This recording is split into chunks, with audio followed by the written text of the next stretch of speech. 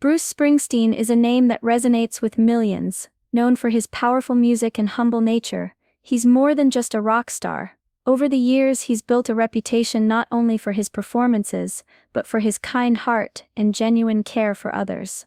But one day, Bruce did something that would show the world just how deep his kindness goes, something completely unexpected. It all started at an airport, a place where we all rush to catch flights, stand in long lines, and wait impatiently for our departures. The terminals are full of people hustling to get to their next destination, everyone in a hurry, everyone focused on their own plans. Among the crowds, one man stood out, though not for any particular reason at first. He was a veteran. His face carried the weight of time and experience, someone who had seen much in his life, both good and bad.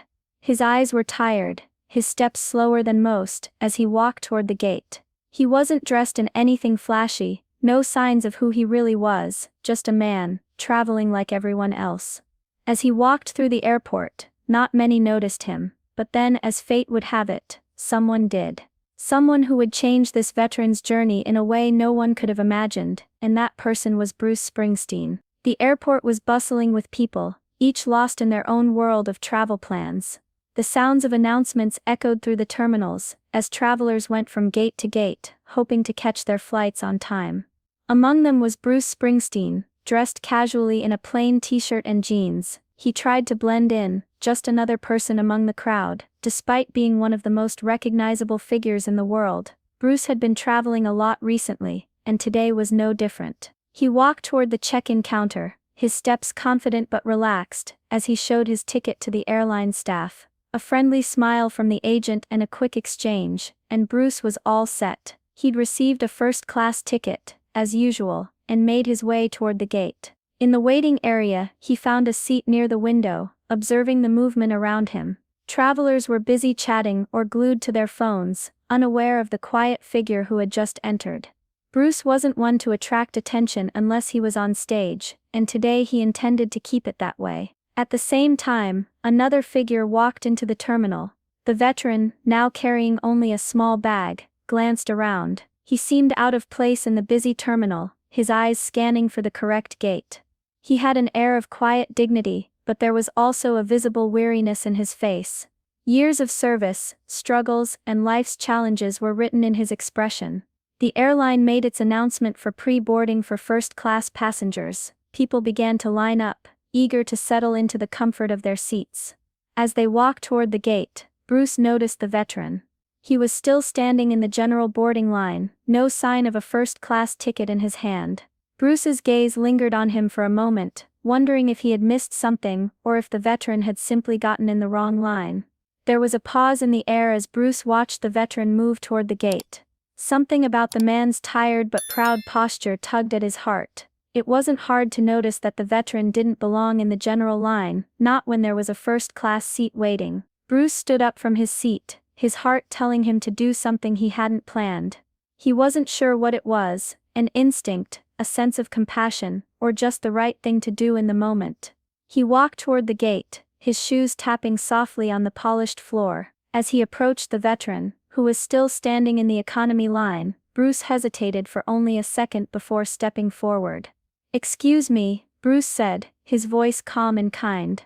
The veteran looked up, momentarily startled, not expecting to see anyone address him. His face softened when he saw who it was. Bruce Springsteen, the very same man whose music he'd heard countless times over the years. "Yeah," the veteran replied, a bit confused but polite. "I noticed you're in the wrong line," Bruce continued, a friendly smile on his face. "Are you flying first class today?" The veteran shook his head slowly, his tired eyes glancing at the boarding pass in his hand. "No sir, just economy." His voice was humble, almost apologetic, as if he didn't belong there. Bruce felt a rush of empathy. He looked at the man before him, his worn-out uniform, the weathered face, and something in him clicked. The veteran deserved better. He deserved comfort. Without thinking twice, Bruce spoke up. "Look, I've got a first-class seat. I'd like to offer it to you." The veteran blinked in disbelief, unsure if he'd heard that right. "What?" he asked, his voice filled with doubt. "Are you serious?" Bruce nodded, his smile unwavering. Yeah, I'm serious, I don't mind. You take my seat. The veteran hesitated, clearly torn. I couldn't do that.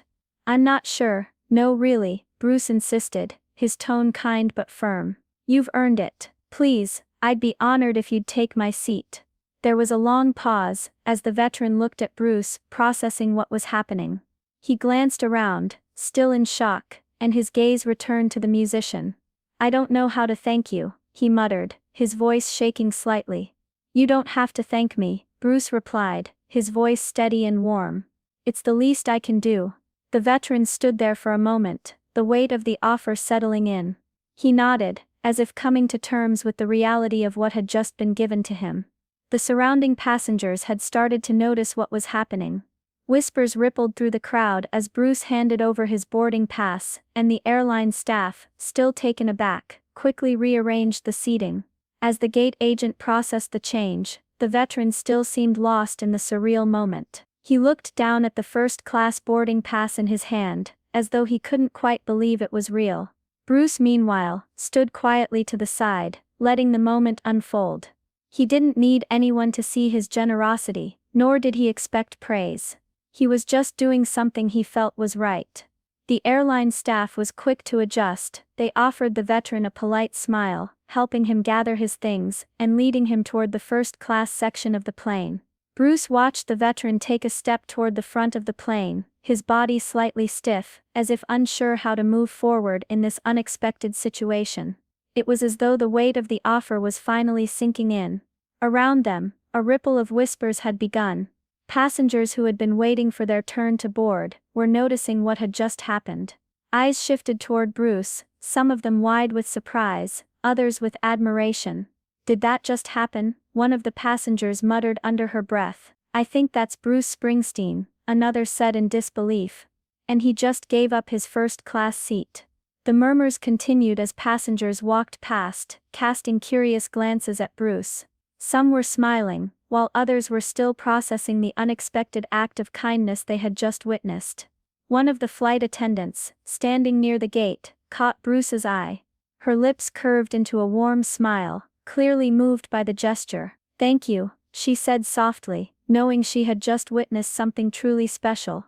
Bruce simply nodded, and gave her a small smile in return. No problem, he said, his voice calm. Just wanted to do the right thing. The veteran, now at the front of the plane, was still adjusting to his new surroundings.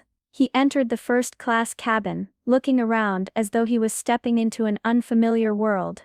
The passengers already seated turned to look at him, a quiet recognition passing between them. They saw what had happened, and many of them nodded, understanding the kindness of the man who had just given up his comfort for someone who needed it more. As the veteran found his seat, still processing the situation, Bruce quietly moved toward the back of the plane. He slipped into an economy seat, not drawing attention to himself. He didn't need recognition, the quiet sense of satisfaction from doing something meaningful was all he needed. But as the veteran took his place in first class, there was a shift in the atmosphere. The people around him were starting to look at him differently. The respect they had for Bruce's kindness was now being passed on to the veteran. It was a moment that changed everything for him, even if he didn't fully understand it yet. The plane finally took off, and the familiar hum of the engines filled the cabin as it climbed into the sky. In the front of the plane, the veteran sat in his new seat, still not quite believing that he was in first class. He looked around, taking in the extra space, the comfort, the small luxuries that came with the upgrade, things he had never expected to experience on a flight. As he settled in, a flight attendant came over, offering him a warm smile. "Can I get you something to drink, sir?" she asked kindly. The veteran blinked, still absorbing the situation. He had always flown in economy before, nothing fancy. But here he was, sitting in a plush first-class seat, surrounded by people who were clearly well off and accustomed to this kind of treatment. He hesitated, still unsure how to behave in this setting. "I'll have a soda please," he finally said, his voice quieter than usual. The flight attendant nodded and disappeared down the aisle. The veteran looked around at the other passengers in first class, all of whom had begun to notice him. They weren't sure who he was, but there was something different about him, a quiet dignity in the way he carried himself. The conversations around him gradually slowed, and some passengers began to glance his way with curiosity. As the plane leveled off, and the seatbelt sign turned off, a man sitting beside the veteran leaned over. "Hey, I don't mean to pry," he started, "but I couldn't help noticing your military insignia." The veteran turned to face him, surprised by the question. He wasn't used to sharing much about his past with strangers, but something about the man's genuine curiosity made him feel comfortable. "Yeah," the veteran replied, nodding, "I served in the army a while back. A lot of years ago." He paused for a moment, his voice growing quieter. "It's been tough since then. Lot of things I still don't talk about."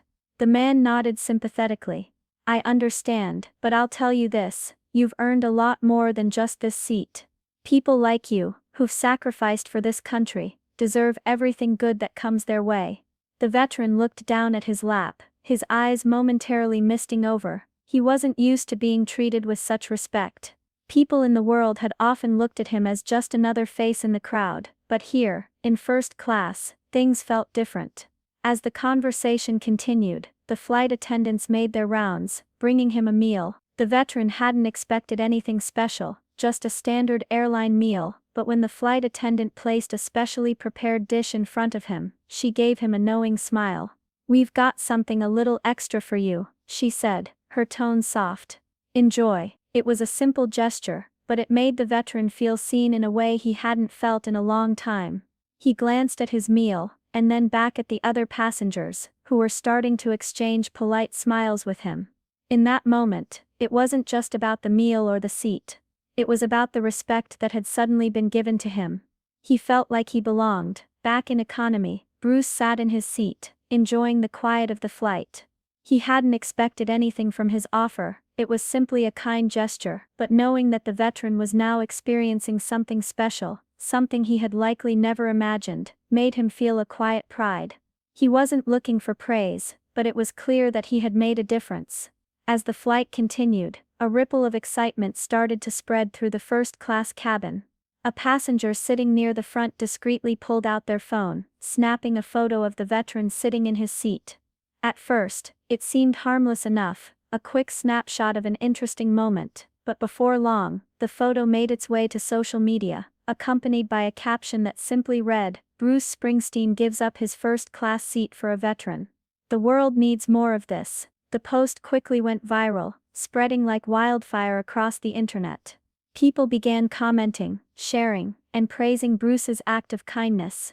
The story was being shared by everyone, from music fans to military supporters, and soon, it wasn't just about Bruce or the veteran anymore, it became a symbol of decency and compassion in a world that often felt divided.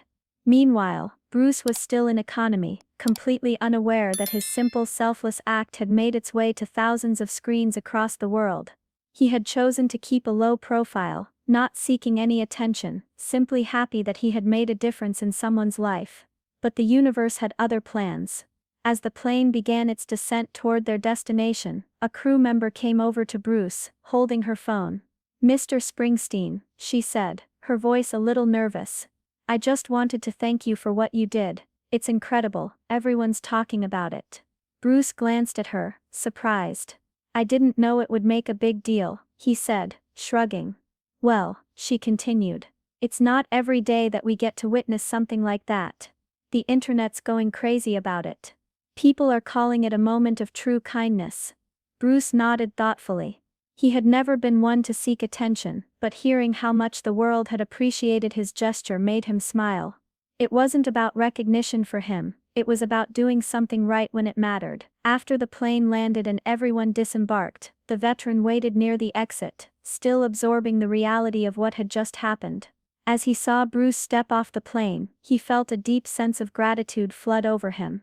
It wasn't just the seat, or the meal, or the respect he had been shown. It was the simple fact that someone had noticed him, treated him with dignity, and given him a chance to experience something extraordinary. As Bruce walked past, the veteran stepped forward, extending his hand. His voice trembled as he spoke. "Thank you," he said, struggling to find the right words. "I don't know how to thank you enough for what you did." Bruce looked at him, a genuine smile on his face. "You don't have to thank me," he replied. "It was the right thing to do."